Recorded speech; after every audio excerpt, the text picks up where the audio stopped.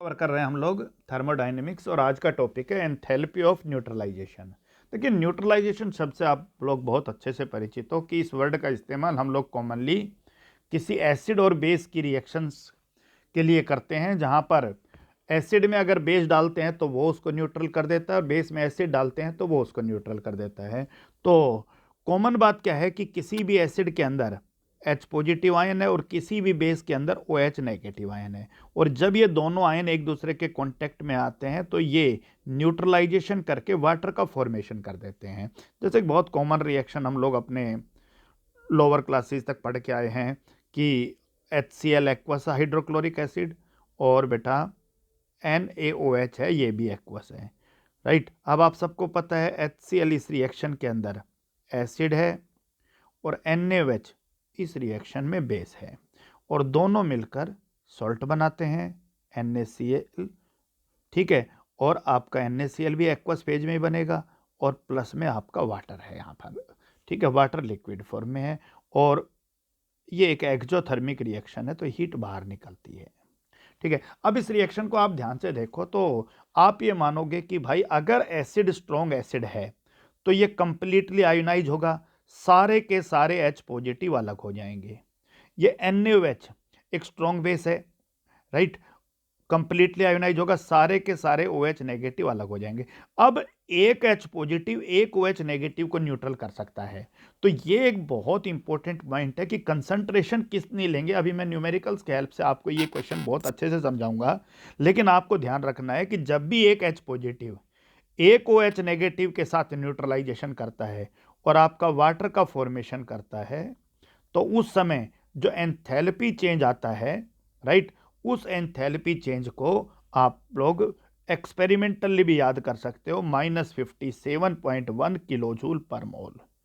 इसका मतलब ये हुआ भाई कि एक मोल एसिड को अगर बेस द्वारा न्यूट्रल किया जाए तो जो एंथैल्पी चेंज आएगा उसे एंथैल्पी ऑफ न्यूट्रलाइजेशन कहेंगे। एक मोल एसिड को कंप्लीटली न्यूट्रल करना है बेस के द्वारा, या फिर एक मोल बेस को कंप्लीटली न्यूट्रलाइज करना है किसके द्वारा, एसिड ऐड करके, तो उस समय जो एंथैल्पी चेंज आएगा उसे ही एंथैल्पी ऑफ न्यूट्रलाइजेशन कहेंगे। अभी मैं फिलहाल बात कर रहा हूं आपकी स्ट्रॉन्ग एसिड्स और स्ट्रॉन्ग बेस के कॉम्बिनेशन के अंदर, राइट। और स्ट्रॉन्ग बेस और स्ट्रॉन्ग एसिड के कॉम्बिनेशन से जब भी न्यूट्रलाइजेशन होगा, एंथैल्पी ऑफ न्यूट्रलाइजेशन की वैल्यू फिक्स है, राइट, और वो फिक्स कितनी है, -57.1। लेकिन ध्यान रखना यह हमेशा नहीं, स्ट्रॉन्ग एसिड और स्ट्रॉन्ग बेस दोनों के कॉम्बिनेशन के लिए ही फिक्स है।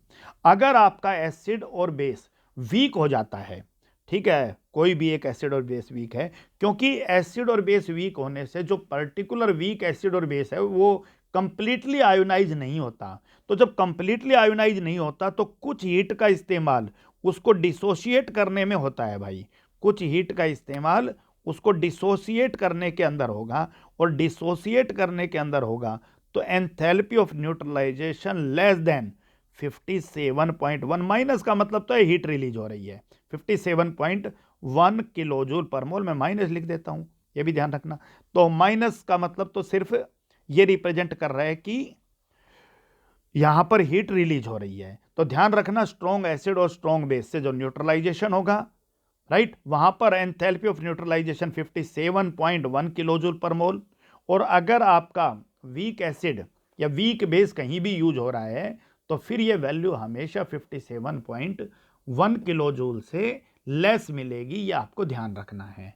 क्लियर हो गया कि नहीं हो गया, ठीक है। अब मैं यहां लिख देता हूं कि डाटा के हेल्प से भी लिख देता हूं कि न्यूट्रलाइजेशन कर रहे हैं हम लोग strong acid plus strong base, ठीक है, salt plus water, it is -57.1 kilo joule per mole. और फिर मैंने लिख दिया weak acid plus strong base, वही फिर से फॉर्मेशन होगा सॉल्ट प्लस वाटर, लेकिन इस बार ये कम मिलेगी, सो मैं लिख देता हूँ माइनस कोई भी एक डाटा लिख देता हूँ, क्योंकि मैंने 55.9 किलो जूल पर मोल। अब आप ये मत सोचो ना सर ये माइनस तो ये कम है, नहीं, माइनस नहीं देखना। माइनस का मतलब क्या है, माइनस का मतलब है कि यहाँ हीट रिलीज हो रही है, माइनस का मतलब है हीट रिलीज हो रही है, माइनस का मतलब हीट रिलीज हो रही है। यहाँ 57.1 हीट रिलीज हो रही है किलोजूल पर मोल, यहाँ 55.9 किलोजूल हीट रिलीज हो रही है। तो यहाँ पर हीट ज़्यादा रिलीज हो रही है, यहाँ हीट कम रिलीज हो रही है। This is called enthalpy of neutralisation, आप लोग ध्यान रखिएगा। The point is clear, okay. अब बात करते हैं हम कुछ छोटे छोटे क्वेश्चंस के ऊपर कि इन क्वेश्चन को हम लोग कैसे आगे कैरी आउट करेंगे, ठीक है। एक न्यूमेरिकल लिख रहा हूं मैं कि जब एक एसिड का न्यूट्रलाइजेशन होता है किसी भी बेस के द्वारा तो ये रिएक्शन होती है, H positive aqueous plus OH negative aqueous और मिलके आपका H2O बनाते हैं, प्लस में हीट बाहर निकली 57.1 किलो जूल। ये यहाँ प्लस क्यों कर दिया, कहीं माइनस क्यों कर रहा हूँ, ये समझने के लिए एक बार दोबारा से वीडियो देख लो अगर डाउट है तो। एक्सोथर्मिक और एंडोथर्मिक रिएक्शन मैंने बहुत डिटेल में समझाया है आपको। अब पहला क्वेश्चन है कि calculate the heat evolved. Heat evolve आपको निकालना है, कैलकुलेट करना है और क्या करना है, हीट इवॉल्व। किस रिएक्शन के लिए आपको हीट इवॉल्व कैलकुलेट करना है वो आप समझिए। 0.25 मोल HCl प्लस 0.25 मोल NaOH। तो आपको जी 0.25 मोल HCl में 0.25 मोल H पॉजिटिव है और 0.25 मोल NaOH में 0.25 मोल आपका OH नेगेटिव है और दोनों मिलके फॉर्मेशन करेंगे 0.25 मोल H2O की। अब आपको पता है भाई कि न्यूट्रलाइजेशन की जो वैल्यू दे रखी है वो दे रखी है 1 मोल H positive plus 1 mole OH negative will bring you 1 mole water, और न्यूट्रलाइजेशन की जो हीट है वो 57.1 किलो जूल है। मोल तो चल ही रहा है, लेकिन क्वेश्चन अब 1 मोल के लिए नहीं है, अब क्वेश्चन है 0.25 मोल H पॉजिटिव प्लस 0.25 मोल OH नेगेटिव। तो अब आप कहोगे जी ये वैल्यू पहले से कम हो जाएगी, 57.1 इंटू 0.25। 0.25 से मल्टीप्लाई करने का मतलब है 4 से डिवाइड करना, क्योंकि ये 25/100 है और ये आपका सॉल्व कर लीजिएगा। तो मेरे ख्याल से क्वेश्चन क्लियर है। चलिए इसी का एक सेकंड पार्ट, एक क्वेश्चन और बोल देता हूं मैं। 0.60 मोल HNO3, ठीक है, HNO3, ठीक है, प्लस 0.30 मोल KOH, ठीक है। आप देखिए भाई 0.60 मोल HNO3 में HNO3 एक H पॉजिटिव बनाएगा, सो 0.60 मोल H पॉजिटिव प्लस यहाँ पर 0.30 मोल KOH है तो 0.30 मोल आपका OH नेगेटिव बनाएगा। क्लियर हो गया। अब आपको पता है भाई, क्योंकि 0.30 मोल OH नेगेटिव को न्यूट्रल करने के लिए 0.30 मोल H पॉजिटिव चाहिए। इसका मतलब 0.30 मोल H पॉजिटिव यहाँ एक्सेसिव रिएजेंट है और OH नेगेटिव लिमिटिंग रिएजेंट है, तो आप बाकी फालतू है उसको छोड़ दीजिए। 0.30 mole H positive plus 0.30 mole OH negative. अब आप सबको पता है भाई 1 मोल H पॉजिटिव और 1 mole OH negative, neutralisation 57.1 kilo joule, ठीक है। 0.30 mole H positive, 0.30 mole OH negative, so neutralisation 57.1 into 0.30। जब जब वैल्यू 1 से कम होता है आप मल्टीप्लाई करिए। एक समझ में आगे नहीं आ गया, आप लोगों को अपने आप अंदाजा आता रहेगा। क्लियर हो गया, वो अपने आप ही बाद में फिर डिवीजन के फॉर्मेट में चला जाता है। चलिए भाई आगे देखिए question. 100 centimetre cube of 0.2 m HCl plus 200 centimetre cube of 0.3 MnOH। अब भाई आप इसको ध्यान से समझ लो, 0.2 MHCl का मतलब है कि 0.2 मोल पर लीटर, मोल पर लीटर, ठीक है। और 1 लीटर आप सबको पता है भाई 1000 मिलीलीटर के बराबर है, और 1000 मिलीलीटर आप सबको पता 1000 सेंटीमीटर क्यूब के बराबर है। तो आपको यहाँ पता है कि 1000 सेंटीमीटर क्यूब सॉल्यूशन में HCl कितना मौजूद है, 0.2 मोल HCl है, ठीक है। लेकिन आपको 1000 सेंटीमीटर नहीं चाहिए, आपके क्वेश्चन में तो 100 सेंटीमीटर क्यूब है।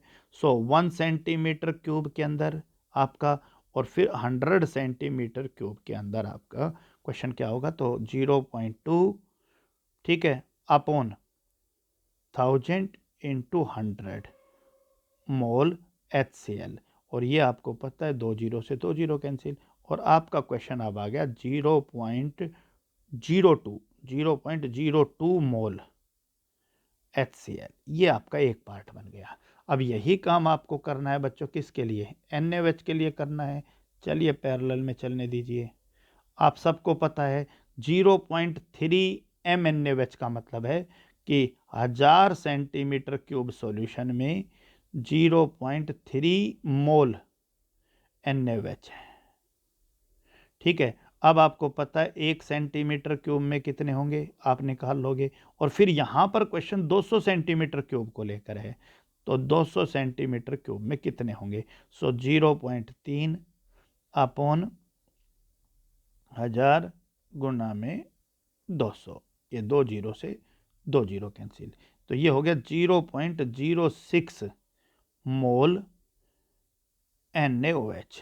अब आप सबको पता है 0.3 मोल HCl में, 0.02 मोल HCl में 0.02 मोल H पॉजिटिव, और यहाँ पर प्लस में 0.06 मोल, ठीक है, OH नेगेटिव। अब आपको पता है ये कम है, ये ज़्यादा है, ये एक्सेसिव रिएजेंट है, फालतू रह जाएगा, क्योंकि केवल न्यूट्रल तो यही हो पाएगा। तो 0.02 मोल H पॉजिटिव और 0.02 मोल OH नेगेटिव, इसके न्यूट्रलाइजेशन को चेक करना। फिर वही बात, 1 मोल H पॉजिटिव। आप देखिए इस क्वेश्चन के अंदर, इस क्वेश्चन का इंपॉर्टेंस इसीलिए भी बहुत ज़्यादा है कि इस क्वेश्चन में स्टियोकोमेट्री बड़ा यूज हो रहा है। इसी क्वेश्चन के अंदर mole concept, molarity, concentration use हो रहा है, ठीक है। न्यूट्रलाइजेशन तो चल ही रहा है 57.1 and 0.02 mole H positive plus 0.02 mole OH negative. So 57.1 into 0.02 कर सकते हो आप लोग। चलिए आगे बढ़ते हैं, एक क्वेश्चन और करेंगे, थोड़ा सा कंसंट्रेशन को और बहुत अच्छा मजबूत कर देगा आपके इफेक्ट को, कि 400 centimetre cube 0.2 m H2SO4 plus 600 centimetre cube 0.1 m NaOH, ठीक है। पहले इसी को स्टडी करो आप कि 1000 सेंटीमीटर क्यूब में 0.2 मोल H2SO4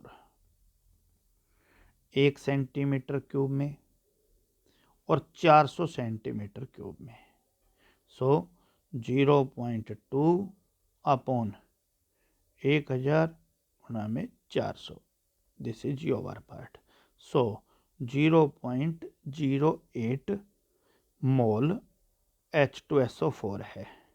अब 0.08 मोल H2SO4 है, तो भाई एक H2SO4 में 2 H पॉजिटिव हैं, इसका मतलब 2 से गुणा कर दो, 0.16 मोल H पॉजिटिव आपके पास मौजूद है।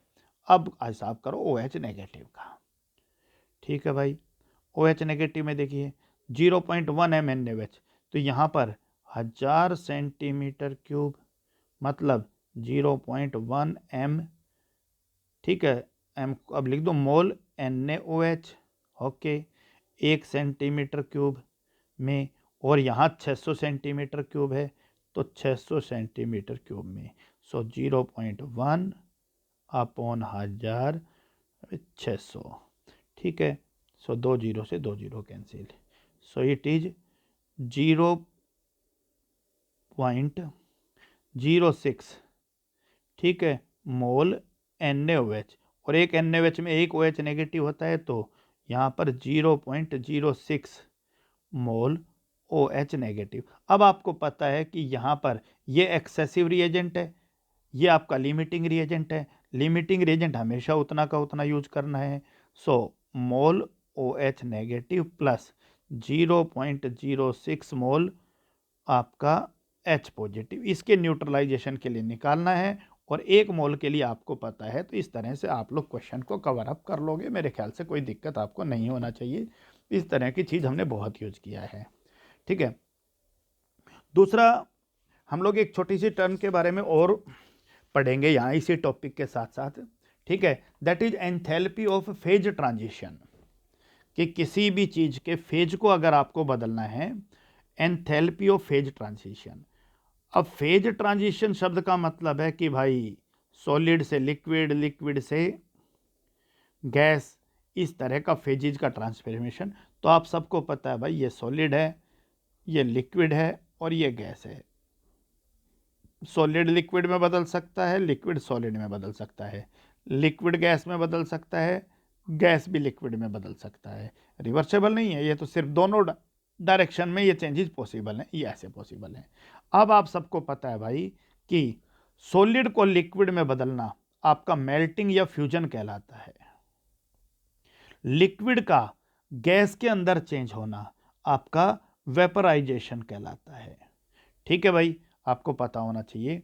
और सॉलिड का गैस के अंदर बदलना सब्लिमेशन कहलाता है। गैस का सॉलिड में बदलना सब्लिमेशन कहलाता है। गैस का लिक्विड में बदलना कंडेंसेशन कहलाता है। और लिक्विड का सॉलिड में बदलना फ्रीजिंग कहलाता है। तो ये टर्म आपको पता है। तो एक छोटा सा टर्म यूज किया, enthalpy of fusion. Enthalpy of fusion. अब एंथैल्पी ऑफ फ्यूजन शब्द का मतलब है कि 1 मोल सॉलिड को मेल्ट करना है, तो मेल्ट करना है तो डेफिनेटली वो 1 मोल लिक्विड में बदलेगा। यहाँ पर हीट देनी पड़ेगी। इसी हीट को एंथैल्पी ऑफ फ्यूजन कहा गया है, बशर्ते कि ये हीट उसके मेल्टिंग पॉइंट के ऊपर दिया जाए, ऑन इट्स मेल्टिंग पॉइंट। किसी भी कंपोनेंट को उसके मेल्टिंग पॉइंट पर जब हीट दिया जाता है, तो जो एंथैल्पी चेंज आता है उसे एंथैल्पी ऑफ फ्यूजन कहेंगे। और कंपाउंड का कंटेंट जो है, अमाउंट है, वो हमने फिक्स कर दिया है। वो कितना कर दिया है? 1 मोल कर दिया है। आप इसको यूं भी समझ सकते हो कि भाई H2O सॉलिड है और इसको बदल दिया है H2O लिक्विड के अंदर। बिल्कुल, आप इसका फ्यूजन हो गया है। H2O सॉलिड से H2O लिक्विड में बदलने के लिए जो स्टैंडर्ड एंथैल्पी ऑफ फ्यूजन है, उसकी वैल्यू 6.0 किलो जूल पर मोल, इतनी हीट की जरूरत पड़ेगी, ठीक है भाई। अब आपको पता है कि फ्यूजन के लिए जितनी हीट चाहिए, फ्रीजिंग के लिए उसकी अपोजिट चाहिएगी। तो फ्रीजिंग के लिए अगर बात करो तो आपको जी -6.0 किलो जूल पर मोल, बिल्कुल अपोजिट चलेगा भाई, ये आपको पता होना चाहिए। और हम सबको ये भी पता है कि डेल्टा H नोट फ्यूजन निकालने के लिए क्या करोगे? लिक्विड के H नोट में से सॉलिड का H नोट घटाओगे। आप लोग लिख सकते हो, ठीक है, लिक्विड का H note minus H note किसका? सॉलिड का। ऐसे हमने बहुत काम किया है। मामला आ रहा था भाई एंथैल्पी ऑफ फ्यूजन के बाद एंथैल्पी ऑफ वेपराइजेशन, बिल्कुल वही टर्म। 1 मोल लिक्विड को उसके बॉइलिंग पॉइंट पर आपको वेपराइज करना है। यानी यहां पर हमारा टॉपिक चल रहा है एंथैल्पी ऑफ वेपराइजेशन, ये टॉपिक चल रहा है। फिर मैं कह रहा हूं कि 1 मोल लिक्विड को वेपराइज करना है। किसके ऊपर वेपराइज करना है? At its boiling point. Boiling point के ऊपर वेपराइज करना है। तो जो हीट प्रोवाइड कराई जाएगी, उस हीट को हम लोग क्या कह रहे हैं? एंथैल्पी ऑफ वेपराइजेशन कह रहे हैं। जैसे इस प्रोसेस के लिए enthalpy of vaporization 40.79 kilo joule per mole है। ठीक है भाई। और आप सबको पता है कि मोर एंथैल्पी ऑफ वेपराइजेशन, जितनी एंथैल्पी ऑफ वेपराइजेशन ज़्यादा है, इतना इसका मतलब है कि पार्टिकल को दूर दूर ले जाने के लिए उतना ही ज़्यादा हीट का ज़रूरत पड़ेगा। इसका मतलब ऐसे केस का मतलब स्ट्रॉन्ग इंटरमोलिकुलर फोर्स है वहाँ पर। तो जहाँ इंटरमोलिकुलर फोर्स स्ट्रॉन्ग होगा वहाँ पर एंथैल्पी ऑफ वेपराइजेशन जो है वो ज़्यादा मिलेगा। और फिर आप इसको क्रिटिकल टेम्परेचर बहुत सारी चीज़ों से जोड़कर देख सकते हो। This is another part. The next one is enthalpy of sublimation. Sublimation जो है वो आपका प्रोसेस है किसी भी सॉलिड को डायरेक्टली गैस में बदलना। सो I2 सॉलिड को I2 बदलना है किसके अंदर, गैस स्टेट। डेफिनेटली I2 भी कितना होना चाहिए, 1 मोल। ये 1 मोल होगा तो प्रोडक्ट भी 1 मोल। तो यहाँ पर जो हीट आपने प्रोवाइड कराई उसे क्या कहते हैं, एंथैल्पी ऑफ सब्लिमेशन कहते हैं। और यहाँ पर आयोडीन के लिए जो एंथैल्पी ऑफ सब्लिमेशन है स्टैंडर्ड कंडीशन के अंदर वो 25.2 किलो जूल पर मोल है। ठीक है। आप सबको पता है कि सब्लिमेशन जब भी किसी चीज़ का होता है तो पहले उस चीज़ का फ्यूजन होता है मोमेंटरली, फिर उसका वेपराइजेशन होता है, यानी पहले सॉलिड लिक्विड में फिर लिक्विड गैस में बदलता है, तब ये प्रोसेस सॉलिड टू गैस होती है। तो आप लोग यूँ भी लिख सकते हो कि delta H not sublimation is equal to delta H not fusion plus delta H not vaporisation. ये भी आपके लिए एक छोटा सा पॉइंट था। चलिए भैया, अब एक छोटा सा क्वेश्चन आपसे पूछा है कि 1 ग्राम न्यूमेरिकल 1 ग्राम नेप्थलीन C10H8 सोलिडिफाई हो रहा है। तो इसका मतलब लिक्विड है और ये क्या हो रहा है, सोलिडिफाई हो रहा है। C10H8 सोलिडिफाई हो रहा है। तो ऐसे कंडीशन के अंदर 149 joule of heat is released. So it is liquid to solid. So definitely liquid to solid जो है वो आपका फ्रीजिंग को रिप्रेजेंट कर रहा है। आप लोगों को ध्यान रखना है डेल्टा एच नॉट फ्रीजिंग। ठीक है भाई। और वो दे रखा है आपका रिलीज हो रही है। सो -149 जूल 1 ग्राम को। Calculate the heat of fusion. तो पहली चीज तो 1 ग्राम के लिए दे रखी है ये जो हीट है, हमें 1 मोल के लिए चाहिए। फिर 1 मोल के लिए जो फ्रीजिंग निकलेगा उसका उल्टा जो होगा वो फ्यूजन का होगा। सो 1 ग्राम के लिए हीट बाहर निकली कितनी आपकी, -149 जूल। माइनस सिर्फ रिप्रेजेंट कर रहा है कि निकली है। अब आप देखिए यहां पर 1 मोल में कितने ग्राम होंगे, तो कार्बन के और हाइड्रोजन के 128। सो फिर आप कहोगे 128 ग्राम, ठीक है, नेप्थलीन है, उसमें हीट बाहर निकली 149, ठीक है भाई, इंटू 128 जूल। और इसको आप लोग सोल्व कर लीजिएगा, ये आपका -19072 जूल आ जाएगा। ठीक है। इसका मतलब 1 मोल के लिए एंथैल्पी ऑफ फ्रीजिंग आ गया है, डेल्टा एच फ्रीजिंग वो आ गया आपका कितना, ठीक है, -19072। अब आपसे डेल्टा एच नॉट फ्यूजन पूछा है भाई, तो फ्यूजन इसका उल्टा होगा 19072। ये भी जूल है, ये भी जूल है, किलो जूल में बदल लीजिएगा। तो एंथैल्पी ऑफ फ्यूजन मोल, ठीक है, के लिए निकालना है तो जैसे आप लोग कहते थे ना किलो जूल पर मोल, जूल पर मोल, तो यहाँ से आप लोगों को क्वेश्चन करना है। चलिए एक क्वेश्चन और देखिए, बहुत सिंपल सा क्वेश्चन है कि calculate the enthalpy change when 2.38 gram of CO vaporise. So CO vaporise हो रहा है, इसका मतलब CO जो है वो लिक्विड है और वो वेपराइज हो रहा है किसके अंदर, CO गैस के अंदर। कब वेपराइज हो रहा है, at its boiling point. Definitely enthalpy of vaporisation निकलता ही बॉइलिंग पॉइंट पर है। आप लोगों को पता है कितना, 2.38 ग्राम CO के लिए आप लोगों को वैल्यू दे रखी है कि 2.38 ग्राम CO के लिए एंथैल्पी ऑफ वेपराइजेशन दे रखा है कितना दे रखा है भाई 6 पॉइंट, क्वेश्चन को मैं दोबारा रिपीट हूँ, कैलकुलेट द एंथैल्पी चेंज 2.38 के लिए एंथैल्पी ऑफ वेपराइजेशन निकालना है। Calculate the enthalpy change when 2.38 gram of carbon monoxide vaporize to its normal boiling point.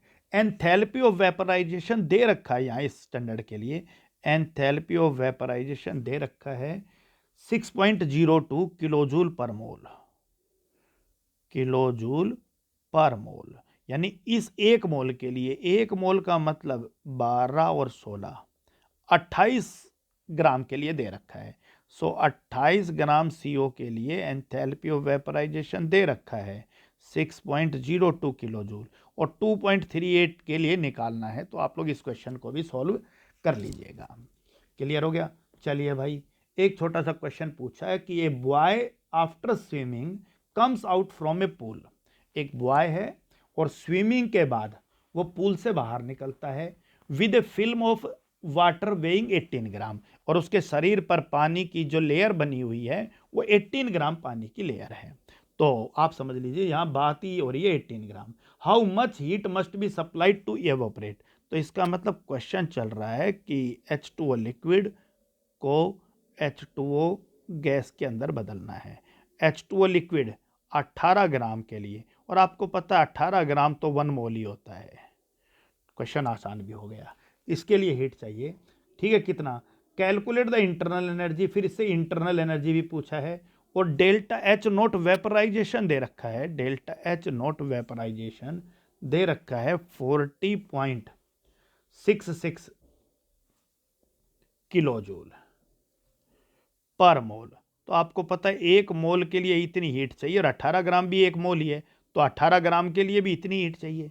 मान लो ये क्वेश्चन ये होता है कि उसके बॉडी के ऊपर 36 ग्राम वाटर लगा हुआ है, तो आप ये कहोगे जी एक मोल के लिए हीट चाहिए 40.66, एक मोल वाटर को, और 36 ग्राम का मतलब 2 मोल के लिए हीट चाहिए 40.66 मल्टीप्लाई बाई 2। क्लियर हो गया? सो 81.32, दिस इज द पार्ट, ठीक है, और किलो जूल। अब आपसे पूछा है कि भाई आप लोग इसके लिए इंटरनल एनर्जी चेंज और निकालिए। अब आप सबको पता है delta H is equal to delta U plus P delta V, और यहाँ पर क्योंकि किसी चीज़ को गैसेस फेज में बदला है तो P डेल्टा V को हम लोगों ने बहुत अच्छे से पढ़ा था, इसको आप डेल्टा NGRT रख सकते हो। प्रीवियस लेक्चर्स में ये चीज़ क्लियर है। Delta H is equal to delta U plus delta NGRT। अब मामला आता है भाई कि डेल्टा H तो आपके पास है इस क्वेश्चन में, और वो क्वेश्चन है आपकी 40.66 इंटू 2, क्योंकि आप 36 ग्राम को लेकर कर रहे थे, तो 81.32, this is the part 81.32। Delta U आपसे पूछा ही है। Delta NG number of mole of gases. अब यहाँ चेक कीजिए भाई कि number of mole of gases, ये आपका गैस का प्रोडक्ट 1 और गैस का रिएक्टेंट 0, सो 1 घटा 0 1, सो डेल्टा NG आपका क्या हो जाएगा? 1 हो जाएगा। एनर्जी के टर्म में चल रहा है तो R 8.314। क्लियर हो गया कि नहीं हो गया? 8.314 जूल पर केल्विन पर मोल। क्योंकि क्वेश्चन यहाँ किलो जूल में चल रहा था, ये भी किलो जूल पुट किया है, तो या तो इसको जूल में लो भाई, या फिर इसको किलो जूल में बदलो। तो मैं इसको किलो जूल में बदल लेता हूँ जूल को। और टेम्परेचर यहाँ पर जो क्वेश्चन पूरा चल रहा है वो 298 केल्विन पर चल रहा है। इस तरीके से आप लोग इसको सॉल्व कर लीजिएगा। तो ये छोटा लेक्चर था, आराम से कवर करिएगा, बहुत इंपॉर्टेंट कंटेंट था। एंथैल्पी ऑफ न्यूट्रलाइजेशन क्या होता है और एंथैल्पी ऑफ फेज ट्रांजिशन को हम लोगों ने किस तरीके से रिप्रेजेंट किया, उसके मैंने कुछ छोटे छोटे न्यूमेरिकल्स आप लोगों के लिए कवर कराए, राइट। और आपका एंथैल्पी जो है उनके लास्ट टॉपिक्स कवर हो रहे हैं, और बहुत जल्दी हम लोग नया लेक्चर शुरू करेंगे एंट्रोपी को लेकर। और इस चैप्टर के अंदर अब ज़्यादा नहीं, 3-4 लेक्चर्स के अंदर ये चैप्टर कवर होने वाला है, तो आप लोग अब इसको बहुत अच्छे से कवर कर लीजिए, राइट। तो दैट्स ऑल फॉर टुडे।